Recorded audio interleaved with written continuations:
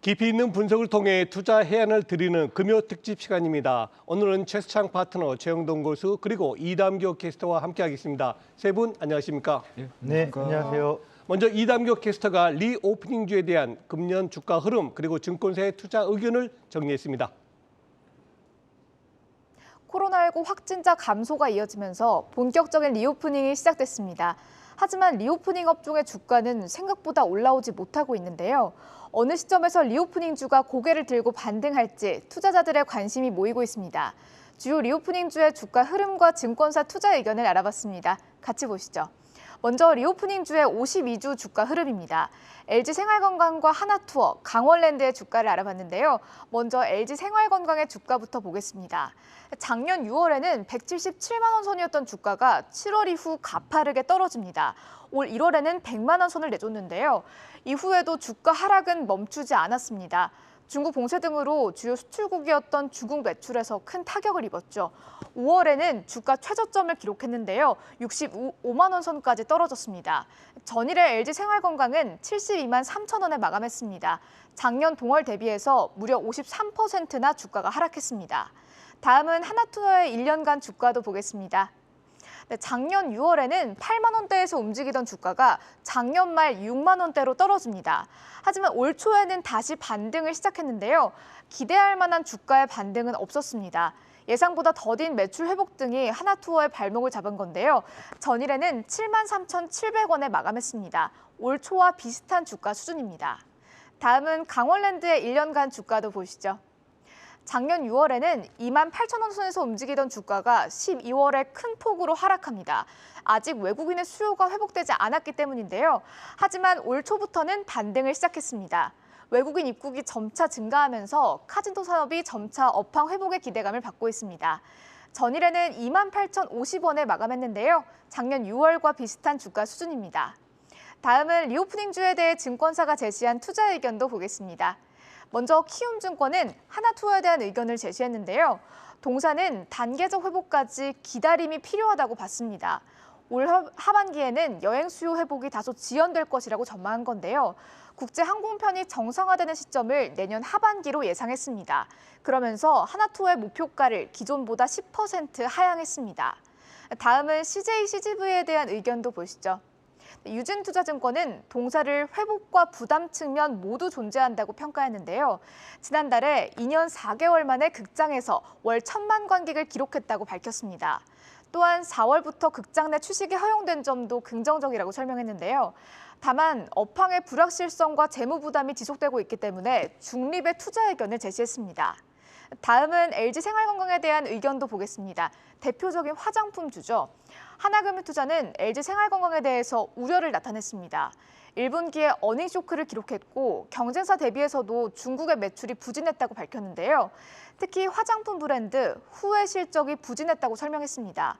2분기에도 면세점과 중국 사업 불확실성이 여전하다면서 보수적으로 접근해야 한다는 의견을 제시했습니다. 마지막으로 강원랜드에 대한 투자 의견도 보시죠. 메리츠증권은 리오프닝 업종 중 강원랜드를 탑픽으로 꼽았습니다. 6월 이후 매출이 회복될 것이라는 기대감을 제시했는데요. 영업시간 또한 정상화되었다면서 기존의 20시간 운영을 재개했다고 설명했습니다. 또한 추가적인 규제 완화도 기대된다고 밝혔습니다. 지금까지 리오프닝주에 대한 주가 흐름과 투자 의견 알아봤습니다. 네, 이담교 캐스터 감사합니다. 자, 최수창 파트너님, 네. 오늘 정부가 오는 6월 8일부터 인천공항에 대한 항공 규제를 전면 해제하겠다고 발표했어요. 네. 자, 아무래도 그 리오프닝주들이 좋은 계기가 올 것 같은데 어떻게 보십니까? 좋은 기회가 온다는 얘기들이 많죠. 그러니까 기대 심리는 리오프닝 관련돼서 팽배한 게 현재 상황인데 실질적으로 리오프닝 관련주들은 냉랭합니다. 이유인즉 첫 번째 면세점으로 압축해서 보면 면세점에서의 호텔신라는 1분기 127억 정도의 영업이익 흑자가 났습니다. 하지만 전년 대비해서 여전히 70% 이상의 손실 구간이죠.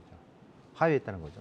감소했다는 거고. 신세계, 현대백화점, 롯데면세점은 여전히 1분기에 적자입니다. 이런 현실은 냉랭하다는 거죠. 뭐 어떻게 보면은 시장에서 자꾸 나오는 리오프닝에 대해서 뭐 방역이 해제되다 보니까 관심은 기대 심리는 뭔가 있습니다만 실적으로 나오는 건 없다. 또 하나는 내외국인에 대한 어떤 그 인천공항 입국의 방문객들의 수를 보면 올해 1분기에만 보면 여전히 과거 코로나 이전에 대비해서는 20% 수준도 안 됩니다. 그러니까 3월 달까지 1분기 1월부터 3월까지 약 28만 명 정도의 외국인 방문객이 들어왔는데 과거 2019년도 코로나 이전에는 그 기간 안에 무려 380만 명입니다. 그러니까 현격하게 지금까지도 외국인의 방문객 수는 증가하지 않았다는 점. 이런 점에서 본다면 기대 심리만 갖고서 리오프닝 관련주 바라보기에는 좀 아쉬움이 있다. 그리고 면세점주들에 대해서 하나 또 포인트가 뭐냐면 임대료예요. 이번 달 6월 말에 인천공항 면세점이 임대료 감면 정책이 종료됩니다. 이달에. 그럼 50% 감면 종료되는데 이때 당시 계약할 때 2019년도 코로나 때 터지면서 여객 수요가 80% 이상이 회복되면은 이걸 종료하겠다는데 일단 6월 달에 종료하거든요. 이것도 연장했던 건데 불만이 상당히 많을 거라. 무슨 얘기냐? 방문객 입국객이 거래될 수 있는 상황이 아닌데도 불구하고 감면 정책이 종료가 된다면 면세점 업체들은 수익이 더 악화될 가능성이 높다는 거죠. 또 하나는 5월 30일 최근에 관세청 서울 관세청 따르면 서울 시내 면세점에 입찰을 했는데 대기업이 단 한 군데도 입찰을 진행하지 않았습니다. 이 얘기는 아직 사업을 시작하기에는 앞선다. 돈이 안 된다 이렇게 봐야 되겠죠.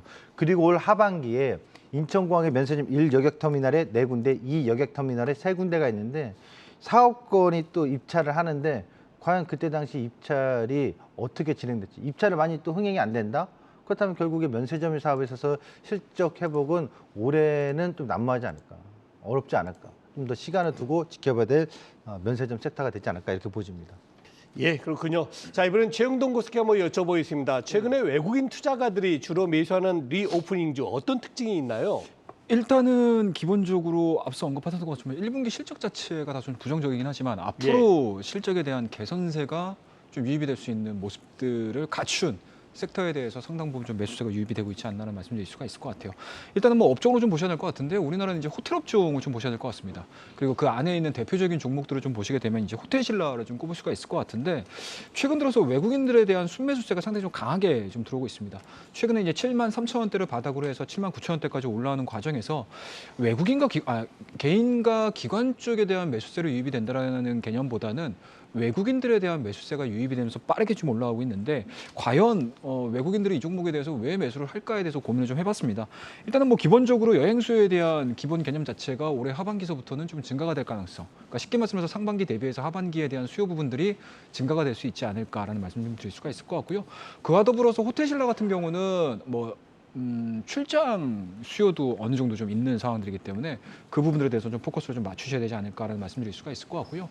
그리고 호텔에 좀 투숙하신 분들은 좀 많이 경험을 해보셨겠지만 사실은 또 시즌별로 가격이 좀 틀립니다. 그만큼 이제 가격 전가력 자체가 다른 리오프닝주 대비해서 상당 부분 좀 이점을 얻을 수 있는 상황들이기 때문에 호텔앱에 대한 가능성들을 외국인들은 좀 점치고 있지 않나 하는 말씀을 드릴 수가 있을 것 같고요. 그와 더불어서 또 카지노 업종에 대한 부분들이 상당히 좀 좋아지고 있는데요. 특히 이제 국내 산업인 것 같습니다. 강원랜드에 대한 매수세가 상당히 좀 잘 들어오고 있고요. 이러한 부분들은 아무래도 인바운드 수요에 대한 부분들 그리고 영업 환경에 대한 정상화 부분들이 불거지면서 카지노 업종 중에서 국내 산업에 관련된 강원랜드에 대한 수요 부분들, 수급 부분들이 상당히 좀 개선세가 이루어지고 있다는 거 말씀 좀 드리도록 하겠습니다. 네, 그렇군요. 자, 다시 최수창 파트너께 여쭤보겠습니다. 이제 곧 2분기 실적 발표가 예정돼 있는데요. 좀 실적이 긍정적으로 나올 듯한 그런 리오프닝주는 어떤 게 있나요? 그나마 좀 찾아보면 일단은 이제 강원랜드입니다. 아. 찍어서 너무 많으니까. 그 중에서 제가 봤을 때는 강원랜드는 카지노 업체 GK라든가 파라다이스 같은 경우는 외국인들이 들어와야 되는데 여전히 외국인 수요가 많지 않기 때문에 기대치는 낮습니다만 내국인을 상대로 하는 카지노인 강원랜드는 올 여름 성수기 휴가철에 수혜를 받을 가능성이 있지 않을까? 그런 전망을 좀 해볼 수가 있을 것 같습니다. 두 번째로는 면세점은 아니라고 보고 있는데 현대백화점은 봅니다. 아니 현대백화점도 면세인데 이유인즉 새로운 입점 점포에서 실적이 좋았고 특히나 의류소비인데 한섬을 인수한 다음부터 의류소비에 대해서 의료 실적에 대해서 좀 많이 반영이 되고 있다는 점이 있어서 한섬의 시너지 효과라고 할까요? 어떻게 보면 지금 리오프닝에서 딱 면세점이나 관광하고 직결된 것보다는 국내 소비가 좀 활성화될 수 있는 이 두 기업에 그나마 좀 주목해볼 필요성은 있다 정도로 보시면 좋을 것 같습니다. 네, 그렇군요. 자, 다시 최영동 교수께 여쭤보겠습니다. 지난 6월 1일자죠. 상하이가 봉쇄 해제를 했어요. 아무래도 중국 소비 관련주가 조금 관심을 끌고 있는데 이 부분은 어떻게 보십니까? 예, 일단은 좀 기대를 해볼 대목이지 않을까라고 그렇죠. 생각을 네. 해볼 수가 있을 것 같습니다. 그래서 주요 업종들을 좀 보셔야 될 것 같은데 일단은 화장품 같은 경우는 1, 2분기 동안에 중국의 봉쇄가 좀 이루어지면서 수요 부분들이 상당히 조금 잠겨 있었습니다. 뭐 이런 부분들이 이번 6월달을 기반으로 해가지고 투자 심리 개선이 좀 이루어지고 있지 않나는 말씀드릴 수가 있을 것 같고요. 다만 이 화장품 주사 같은 경우는 항상 뭐 이러한 코너를 통해서 화장품들에 대한 이야기를 좀 많이 해드리는데 중국 내에서도 경쟁 업체들이 상당히 좀 많습니다. 그렇죠. 그렇기 때문에 뭐 실적에 대한 개선세가 뭐 눈에 띄게 움직일 수 있다라는 가정보다는 오히려 투자 심리 쪽에 조금 더 포커스를 좀 맞추시면서 대응을 하시는 게 좀 맞지 않나라는 말씀드릴 수가 있을 것 같고요. 그다음에 이제 의료 업종을 좀 보셔야 될 것 같은데 의료 업종 같은 경우는 좀 긍정적인 포지션으로 좀 보셔도 좋지 않을까라고 말씀 좀 드리도록 하겠습니다. 예. 일단은 상반기에 봉쇄 해제가 좀 진행이 되지 못했습니다. 봉쇄가 좀 진행이 됐었는데 네. 이러한 부분들이 하반기로 넘어가면서부터 이연 수요가 발생할 가능성이 상당히 높고요. 그리고 뭐 미국도 그렇고 뭐 전 세계 흐름들을 좀 보시게 되면 가장 봉쇄 부분들 리오프닝이 이루어졌었을 때 의료 소비가 상당히 좀 먼저 움직였던 특성들을 좀 보여주고 있거든요. 예. 그런 부분들을 좀 감안을 해서 보자라고 하게 되면은 중국 내에서도 마찬가지로 의료 소비에 대한 긍정적인 시그널들이 나올 가능성이 높다. 그렇다고 하면은 국내, 중국 쪽에 포커스가 맞춰져 있는 브랜드 의류들 관심 있게 좀 지켜볼 만하지 않을까라는 말씀드리고요. 그다음에 마지막으로 엔터 관련주들인데 네. 엔터는 일단은 현지화 잘 진행이 되고 있는 그룹을 가지고 있는 엔터사들에 대해서 집중을 하자라는 전략 제시해드리도록 하겠습니다. 네, 그렇군요. 자, 다시 최수장 파트너께 여쭤보겠습니다. 최근에 CJ CGV라든가 하나투어라든가 TA항공 등 유상증자를 실시한 기업들 주가가 영 부진해요. 이들 기업은 어떻게 보십니까? 제가 좀 세게 얘기를 해드려야 될 것 같아서 제 관점에서 보면 이 유상증자 지금 자금 조달한 기업들은 네. 투자 관점 굉장히 보수적으로 보셔야 돼요. 어. 제가 봤을 때는 일단 부채 그 유상증자라든가 전환할 때 특히 이 기업들의 부채 비율이 1000%에서 많게는 몇천 프로까지 나오니까 재무구조가 상당히 취약한 상황이고요. 그렇다고 사업이 갑자기 잘 돼가지고 수익성을 뭐 내는 그런 구조가 지금 아니란 말이죠. 또 하나 그렇다면 이 유상증자하면서 기존의 주주가치 희석 될 수 있는 건 뭐 불보듯 뻔한 건데 관건은 빠르게 이 자금을 조달해서 영업 활동을 잘해서 실적을 개선시킬 수 있는 시점이 빠르게 보인다면 좋겠는데 여전히 어렵단 말이죠. 불투명하단 말이죠. 그래서 이 기업들은 저는 상당히 보수적으로 보자. 중립이 아니고요. 보수적으로 보자 이렇게 말씀드리겠고요. 우선적으로 이 기업들의 재무 구조가 취약한 것에서 부채비 이렇게 증가하고 있는 것에 있어서는 저는 속 좋지 않다. 그래서 많이 빠졌기 때문에 이런 관점으로 접근하시는 트레이딩이라면 뭐 기술적 대응으로 철저하게 하시면 되겠지만 기업의 내용으로 본질적으로 본다면 저는 지금 CJCV 같은 경우는 30년 만기 전환사채인데 이게 아주 이례적인 거거든요. 보통 3년, 5년짜리들을 많이 하는데 그렇죠. 30년 만기 전환사채라면 예. 이거는 제가 봤을 때 CJCV 부채 비율이라든가 사업 영역으로 보면 지난번에 제가 한번 얘기했죠. 아주 쉬운 뭐 비유를 하자면 요즘은 연인들이 많지 않아서 그렇게 극장에 많이 가지 않는다는 표현까지 잠깐 썼는데 지금은 이 기업들에 대해서는 보수적 같죠. 신규 투자에 대해서는 접근을 좀 안 했으면 좋겠다. 저는 이렇게 말씀드리겠습니다. 네. 자, 최영동 교수께 여쭤보겠습니다. 지금 최수창 파트너 말 들어보면 굉장히 좀 조심해야 된다 이런 부분도 있는데요. 리오프닝주에 옥석 가리는 방법 몇 가지만 포인트 잡아주시죠. 예, 그렇습니다. 일단은 아마 우리나라 기업들만 보시게 되면은 상당히 좀 답답하실 수도 있으실 것 같아요. 근데 뭐 사람 사는 게 다 똑같다라고 저는 생각을 하거든요. 미국도 그렇고 유럽도 그렇고 중국도 마찬가지고 우리나라도 마찬가지고요. 뭐 전체적인 이러한 이제 리오프닝 관련 종목군들에 대한 흐름들을 좀 보시게 되면 해외 기업들과 그렇게 별 차이가 없지 않나라는 말씀드릴 수가 있을 것 같습니다. 뭐 최근 들어서 미국 같은 경우도 마찬가지로 리조트 관련 종목군들이 반등이 좀 시작을 했고요. 그리고 여행업종 관련된 종목군들도 드디어 좀 반등을 시작을 한 상황들이기 때문에 그냥 단순하게 우리나라 기업들만 뭐 흐름들을 좀 보시면서 대응을 하시기보다는 해외 좀 이렇게 비교를 할 수 있는 동종업계의 주가 흐름들을 좀 확인할 필요가 있지 않나라는 말씀드릴 수가 있을 것 같고요. 그리고 최근 들어서 리오프닝 관련주들이 항상 이 리오프닝주를 얘기를 해드릴 때 말씀드렸던 부분들이 네. 근 2년 동안 정상적인 영업을 활동을 못했었거든요. 그렇죠. 그렇다고 되면 당연히 뭐 재무적 리스크는 나올 수 있는 부분들이고요. 그리고 주가가 올라오게 되면 자연스럽게 각각의 기업들은 유상증자를 고민할 수밖에 없는 상황들이기 때문에 뭐 불보듯 뻔한 결과물들이 좀 나오고 있지 않나라는 말씀드릴 수가 있을 것 같고요.